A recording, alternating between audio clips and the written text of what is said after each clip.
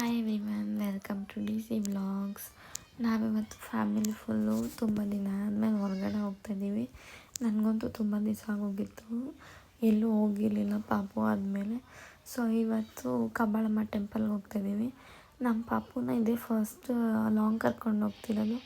ಅಂದರೆ ನಾನು ಲಾಂಗ್ ಹೋಗ್ತಿರೋದು ಇದೇ ಫಸ್ಟು ಪಾಪು ಆದಮೇಲೆ.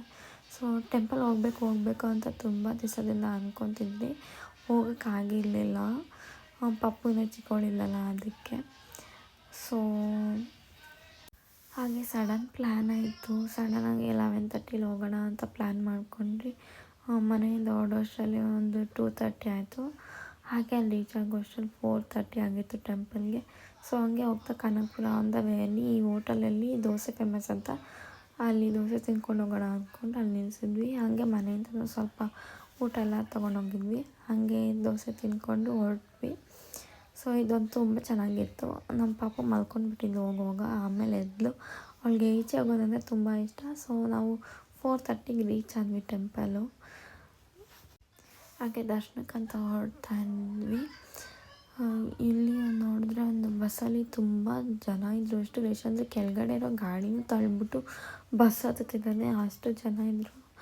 ಹಾಗೆ ದೇವಸ್ಥಾನಕ್ಕೆ ಹೊರಟ್ವಿ. ಪೂಜೆ ಸಾಮಾನೆಲ್ಲ ತೊಗೊಂಡ್ವಿ. ಪೂಜೆ ಕೊಡೋಕೆ ಅಂದ್ಬಿಟ್ಟು ನಾನು ಈ ಎಂಟ್ರೆನ್ಸಿಂದ ಫಸ್ಟ್ ಟೈಮ್ ಹೋಗ್ತಾ ಇರೋದು.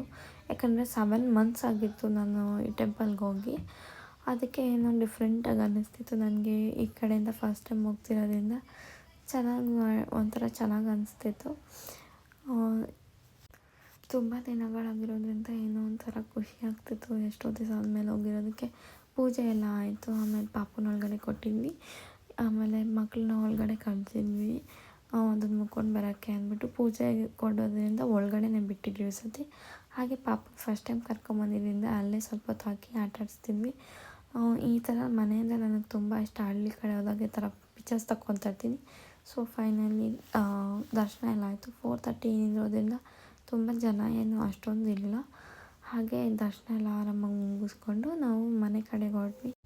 ಈ ವ್ಲಾಗ್ ಇಷ್ಟ ಆಗಿದ್ದರೆ ಲೈಕ್ ಮಾಡಿ, ಶೇರ್ ಮಾಡಿ, ಹಾಗೆ ಕಮೆಂಟ್ ಮಾಡಿ, ಸಬ್ಸ್ಕ್ರೈಬ್ ಮಾಡಿ. Thank you for watching.